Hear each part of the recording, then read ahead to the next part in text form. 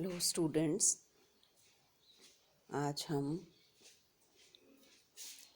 BSc part 2 के paper 2 के लिए एल्डिहाइड कीटोन्स की कुछ स्पेसिफिक रिएक्शंस, नेम रिएक्शंस और उनकी मैकेनिज्म के बारे में विस्तार से अध्ययन करेंगे। सबसे पहली अभिक्रिया जिसका नाम बेंजोइन कंडेंसेशन है, इसके बारे में हम याद करेंगे। यह अभिक्रिया बेंजल्डिहाइड एरोमेटिक एल्डिहाइड्स की विशिष्ट अभिक्रिया है। तो एग्जाम्पल के रूप में हम बेंजल्डिहाइड, जो सबसे छोटा मॉलिक्यूल है एरोमेटिक एल्डिहाइड का, उसके क्रियाविधि देखेंगे। और पोटेशियम साइनाइड के अल्कोहलिक सॉल्यूशन के साथ जब हम बेंजल्डिहाइड की रिएक्शन कराते हैं या किसी भी एरोमेटिक एल्डिहाइड की रिएक्शन कराते हैं तो वह हमें अल्फा हाइड्रोक्सी कीटोन्स देते हैं। ये अभिक्रिया किस प्रकार होती है, इसकी क्रियाविधि बहुत इम्पॉर्टेंट है, तो हमें उसको समझते हुए क्रियाविधि भी आनी चाहिए। तो कोई भी मेन रिएक्शंस जो हैं उनके लिए हमें जो अपना क्रम रखना है समझने का और याद करने का, उसमें हमें रखना है कि नेम रिएक्शन हमें आनी चाहिए, वो किससे संबंधित है ये हमें पता होना चाहिए, रिएक्शन क्या है वह हमें याद होनी चाहिए।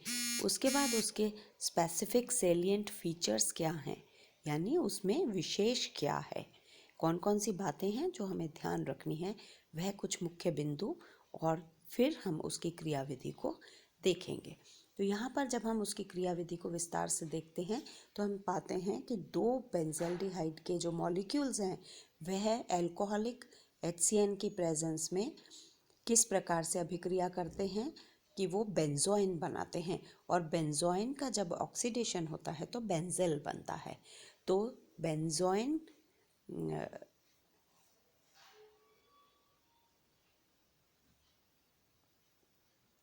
कंडेंसेशन में जो हमारा एंड प्रोडक्ट है वह बेंजिल है। यहाँ पर जो क्रियाविधि है उसे हम देखते हैं।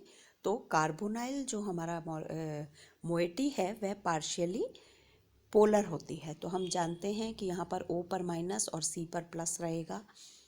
इस C जो कार्बन है पॉजिटिवली चार्ज्ड, उसके ऊपर HCN का जो CN माइनस मोइटी है वह अटैक करेगी, और जब वो अटैक करेगी तो जो प्रोटॉन है वह अपना, यानी जो हाइड्रोजन है वह अपने इलेक्ट्रॉन छोड़ते हुए ऑक्सीजन पर शिफ्ट होगा। तो यहाँ पर हम देख सकते हैं कि यहाँ C6H5C माइनस CN और OH, ये एक मोइटी यहाँ पर बन रही है जिसमें C पर माइनस आ गया है।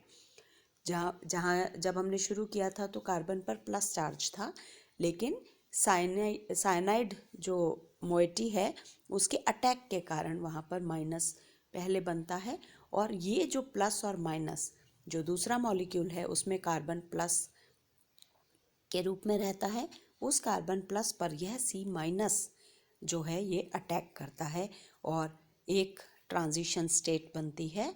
उस ट्रांजिशन स्टेट में प्रोटॉन जो है फिर वह डीप्रोटोनेट होता है। जैसे ऊपर हाइड्रोजन जो है वह शिफ्ट हुआ, उसी प्रकार से यहाँ पर जो ऑक्सीजन का जो माइनस नेगेटिव है यहाँ पर वह अपने इलेक्ट्रॉन्स डबल बॉन्ड बनाते हुए बॉन्ड फॉर्मेशन हो जाता है C डबल बॉन्ड O के रूप में, और साइनाइड जो है वो दोबारा से यहाँ से माइनस के रूप में निकल जाता है, एलिमिनेट हो जाता है, जो ऐड हुआ था पहले स्टेप में।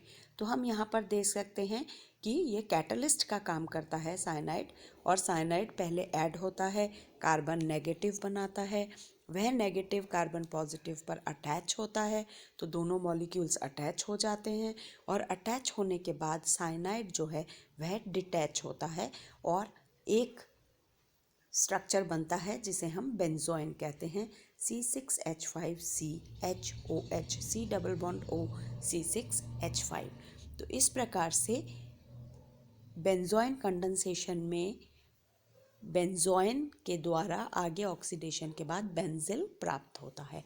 तो इस प्रकार से हमें सभी अभिक्रियाओं का अध्ययन करना है, उनका नाम याद रखना है, उसमें क्या रिएक्टेंट लेना है और क्या प्रोडक्ट लेना है, और उसकी क्रियाविधि क्या होगी। ये अति आवश्यक तरीके से हमें सिस्टेमैटिकली इसको समझते हुए याद करना है। एल्डोल कंडेंसेशन, जैसे बेंजोइन कंडेंसेशन हमने देखा, वह बेंजल्डिहाइड या एरोमेटिक एल्डिहाइड्स की रिएक्शन है। एल्डोल कंडेंसेशन एलिफेटिक एल्डिहाइड्स और कीटोन्स की अभिक्रिया है। तो ये हम देख सकते हैं तनु क्षार या अम्ल यानी डाइल्यूट एसिड या बेस की प्रेजेंस के अंदर एल्डिहाइड या कीटोन के दो मॉलिक्यूल्स आपस में रिएक्शन करते हैं और बीटा हाइड्रोक्सी एल्डिहाइड या बीटा हाइड्रोक्सी कीटोन्स बनाते हैं। तो यहाँ भी हम देख सकते हैं, इसमें हमें दो अगर एसिटाल्डिहाइड के रिएक्शंस मॉलिक्यूल्स रिएक्शन करते हैं डाइल्यूट बेस की प्रेजेंस में, तो हमें यहाँ पर बीटा हाइड्रोक्सी एल्डिहाइड मिलता है।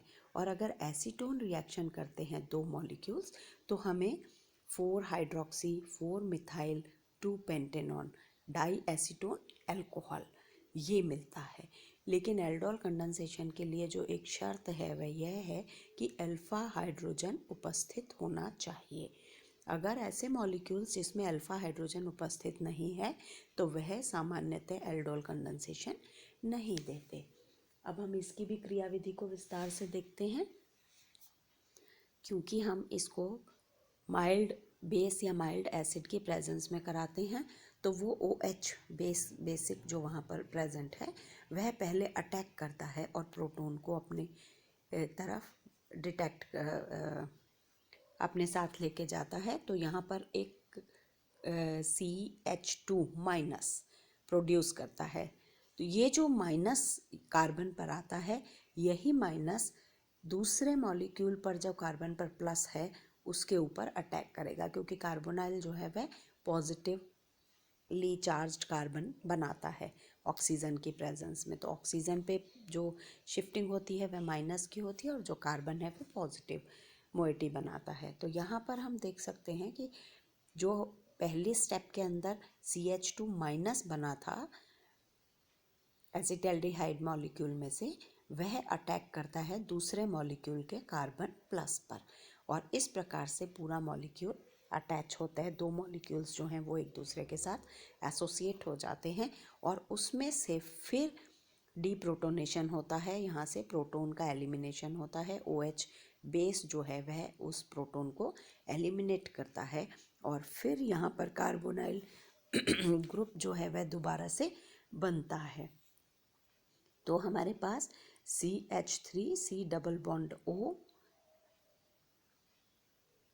CH2 CHO इस प्रकार से जो मॉलिक्यूल है वह बनता है, जिसमें से फर्दर अगर H2O निकल जाता है, एक और मॉलिक्यूल वाटर का निकलता है, तो क्रोटोनल्डिहाइड यानी अनसैचुरेटेड एल्डिहाइड बनते हैं। तो यहाँ हम देख सकते हैं कि एल्डोल जो यहाँ पर हमें मिला है, एल्डोल में से एक वाटर मॉलिक्यूल और अगर निकल गया डाइल्यूट HCl की प्रेजेंस में, तो क्रोटोनल्डिहाइड यानी अल्फा बीटा अनसैचुरेटेड एल्डिहाइड्स का निर्माण हो गया। तो इस प्रकार से यह अभिक्रिया एल्डोल कंडेंसेशन कहलाती है। एल्डोल कंडेंसेशन एलिफेटिक एल्डिहाइड्स के कंडेंसेशन से होता है, उसमें से वाटर मॉलिक्यूल के निकलने से होता है, और बेंजोइन कंडेंसेशन एरोमेटिक एल्डिहाइड्स के दो मॉलिक्यूल्स के अंदर से वाटर